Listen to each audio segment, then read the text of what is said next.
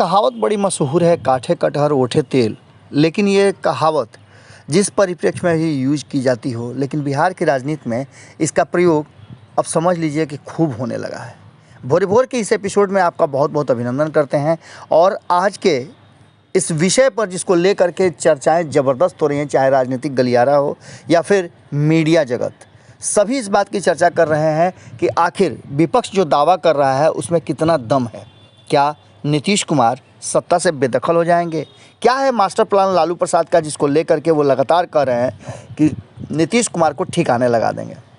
हमने भी कई लोगों से बात किया, कई लोगों से बातचीत के बाद जो हमारे सामने तथ्य आए हैं, जो परिणाम सामने आए हैं, उसे हमने कोशिश किया है एक जगह पिरो करके आप तक पहुंचाने का। आखिर इसके पीछे की रणनीति और कारण क्या है? क्या लालू प्रसाद में अब भी वो क्षमता है कि वो बहुत बड़ा बिहार में परिवर्तन कर देंगे? क्या नीतीश कुमार को सत्ता से उतारने जितनी संख्या उनके पास है? क्या ऐसा करेंगे वो तो उन्हें भारतीय जनता पार्टी करने देगी? क्या भारतीय जनता पार्टी सत्ता से बाहर होने के लिए तैयार है?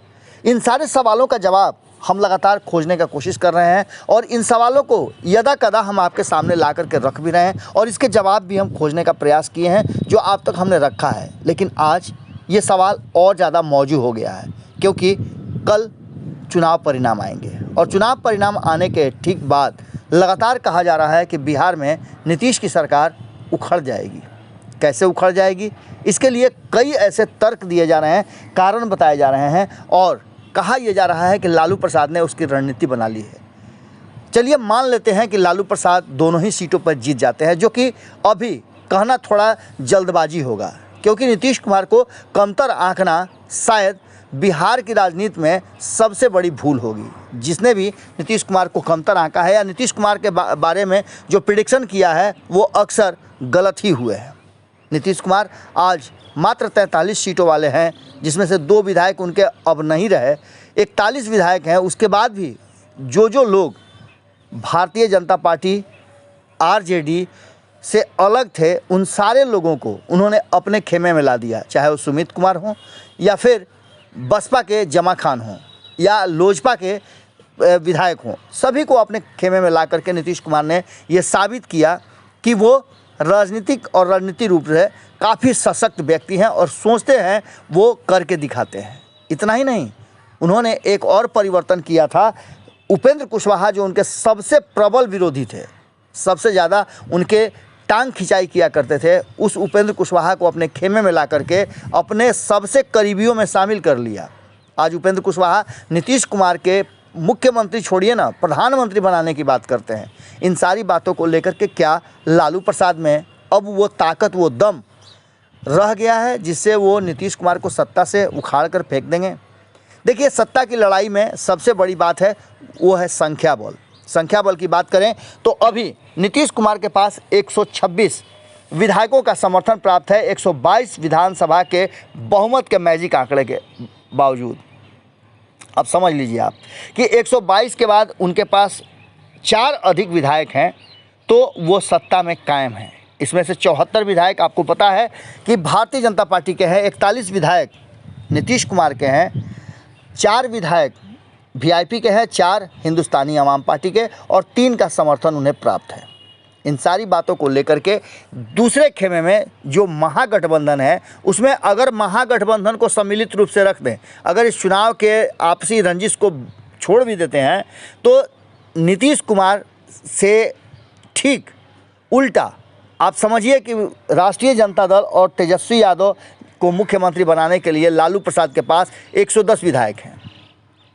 75 विधायक जो हैं वो राष्ट्रीय जनता दल के हैं, 19 विधायक कांग्रेस के हैं। यदि कांग्रेस अब महागठबंधन का हिस्सा बने रहना चाहती है तो, जैसा कि लालू प्रसाद का कहना भी है कि सोनिया गांधी से बातचीत हो गई है और इन लोगों को हम समझते ही नहीं हैं, इन लोगों के पास तो बुद्धि विवेक ही नहीं है, ये क्या जाने राजनीति को। यानी बिहार के कांग्रेस के जो लोग हैं उनके पर उनका तंज है। दूसरी तरफ 16 विधायकों के साथ वामदल भी अभी महागठबंधन का हिस्सा है। इसके अलावे अगर जोड़ लें तो 5 विधायक और आ जाते हैं, माफ़ कीजिएगा 4 विधायक और हैं जो देखा जाए तो वीआईपी के और हिंदुस्तानी आवाम पार्टी के हैं। इन पर भी नज़र अगर गड़ा ली जाए तो अगर ये पाला बदलते हैं तब की बात हम कर रहे हैं। लेकिन इसके पहले हम आपको उन विधायकों की बात करते हैं जो AIMIM के हैं। वो दोनों तरफ हैं, या तो नीतीश कुमार भारतीय जनता पार्टी से अलग हो जाएं तब वो उनके साथ हैं, या फिर राष्ट्रीय जनता दल सरकार बनाने की स्थिति में हो तो वो 5 विधायक AIMIM के समर्थन दे सकते हैं अपनी शर्तों पे।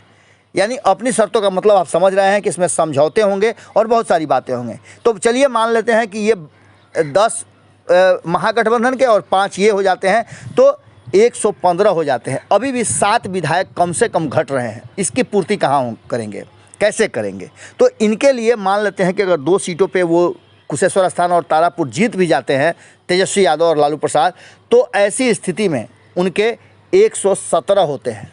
तब भी उन्हें 5 विधायकों की ज़रूरत होती है। और ये 5 विधायक कहाँ से पूरा होंगे? अभी तत्काल जिस तरह की स्थिति है उसमें से ऐसा नहीं लग रहा है कि भारतीय जनता पार्टी से छोड़ करके टूट करके कोई आना चाहेगा। अभी नीतीश कुमार की भी स्थिति इतनी बुरी नहीं हुई है कि उनके पार्टी से लोग छोड़ करके आएंगे, जबकि दावा तो लगातार किया जा रहा है लालू प्रसाद के खेमे के द्वारा, तेजस्वी यादव के खेमे के द्वारा, कि बहुत सारे विधायक उनके संपर्क में हैं। कभी कभी आपने सुना भी होगा कि तेजस्वी यादव अति उत्साह में हों या फिर जिस कारण से भी हों, वो लगातार चर्चा इस बात की भी कर देते हैं कि उनके संपर्क में बहुत सारे विधायक हैं और मध्य प्रदेश वाला खेल हम कर सकते हैं। हो सकता है बिहार में मध्य प्रदेश वाला खेल। इन सारी बातों के बाद एक बात जो तेजस्वी यादव और जगदानंद सिंह लगातार रिपीट कर रहे हैं वो ये है कि वो सरकार गिराने नहीं जा रहे हैं, बल्कि बिहार की जनता सरकार गिराने का पूरा मन बना चुकी है। अब आप समझिए कि ये पूरा जो कवायद है, इसमें कहीं ना कहीं जिस तरह की रणनीति बनाई जा रही है, उस रणनीति में लालू प्रसाद की भूमिका निश्चित रूप से है। उम्मीदवारों के चयन में भी इस बार लालू प्रसाद की भूमिका को कहा जा रहा है कि अहमियत दी गई है, और यही कारण है कि लालू प्रसाद चुनाव प्रचार में आए भी हैं। अब नीतीश कुमार और लालू प्रसाद के बीच में जो दोस्ती और दुश्मनी का संबंध है उससे कोई इनकार नहीं कर सकता है। लेकिन जो दावे किए जा रहे हैं कि कल के बाद बहुत कुछ हो जाएगा, जगदानंद सिंह ने भी कहा था कि 2 दिन और इंतज़ार कीजिए। इन सारी बातों के बाद क्या वो प्लान है जिसको लेकर के लालू प्रसाद अब बिहार में सत्ता पलटने और सत्ता परिवर्तन की बात कर रहे हैं? नीतीश कुमार को ठिकाने लगाने का जो बात किया जा रहा है उसमें लालू ने बनाया है मास्टर प्लान। वो मास्टर प्लान क्या है तो आपको बता दूं कि मास्टर प्लान सीधा नज़र आ रहा है। 2 ही परिस्थिति हो सकती है जिसमें कहीं ना कहीं नीतीश कुमार को ठिकाने लगाया जा सकता है, यानी कि सत्ता से बेदखल किया जा सकता है। पहली परिस्थिति है कि भारतीय जनता पार्टी, जैसा कि कांग्रेस कह रही है कि भारतीय जनता पार्टी और तेजस्वी यादव के बीच यानी लालू प्रसाद के बीच कोई साठगांठ भीतर हो रही है। अगर ऐसा हो जाता है तो नीतीश कुमार को ठिकाने लगाने से कोई रोक नहीं सकता है। दूसरी परिस्थिति है कि यदि लालू प्रसाद कोई ऐसा ऑफर दे दें VIP को और हिंदुस्तानी आवाम पार्टी यानी जीतन राम मांझी और मुकेश सहनी को, तो वो पाला बदल सकते हैं। ऐसी स्थिति में नीतीश को ठिकाने लगाया जा सकता है। लेकिन ये दोनों जिस स्थिति में हैं उस स्थिति में नीतीश कुमार से बहुत ज़्यादा करीब हैं। अगर भारतीय जनता पार्टी की बात होती तो हो सकता था कि ये दोनों सोच भी सकते थे, लेकिन वर्तमान परिस्थिति में नीतीश कुमार से अलग होने का इनके पास कोई ऐसा कारण नज़र नहीं आ रहा है।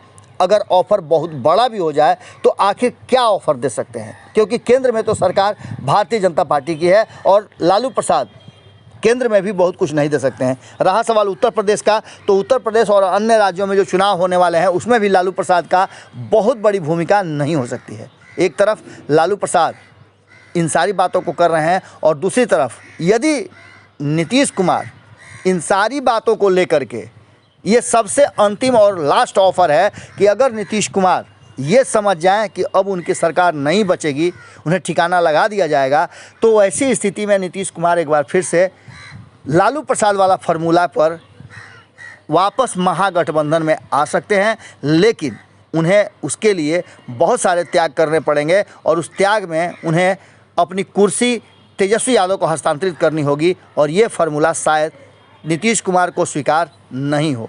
ऐसी स्थिति में ये सारे फार्मूले हैं जिस पर कहा यह जा रहा है कि 2 तारीख को परिणाम आने के बाद जब 2 सीटें महागठबंधन यानी NDA को छोड़ करके तेजस्वी यादव के खाते में आ जाएगी तो ये सारे प्लान एग्जीक्यूट करने का मन बना रहे हैं लालू प्रसाद। क्या होगा ये तो आने वाला भविष्य बताएगा। आज के भोरे भोर में हम यहीं विराम देते हैं। आपके मन में जो विचार हो ज़रूर लिखिएगा। आप क्या सोच रहे हैं कि इन परिणाम के बाद बिहार के राजनीतिक परिदृश्य और राजनीतिक स्थिति क्या होगी?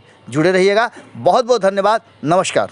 अगर ये वीडियो पसंद आई और वह बिहार के राजनीति और बिहारियत से सरोकार रखेनी तो सब्सक्राइब बटन दबा के चैनल के सब्सक्राइब कर ली। ओजे एगो घंटी बा, ओकरा बटन दबा देला से कुल सटीक और मारक खबर रुआ मुफ्त में मिल जाई।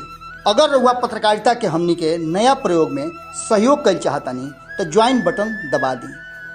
पेटीएम नंबर नोट कर ली 9386816700। धन्यवाद।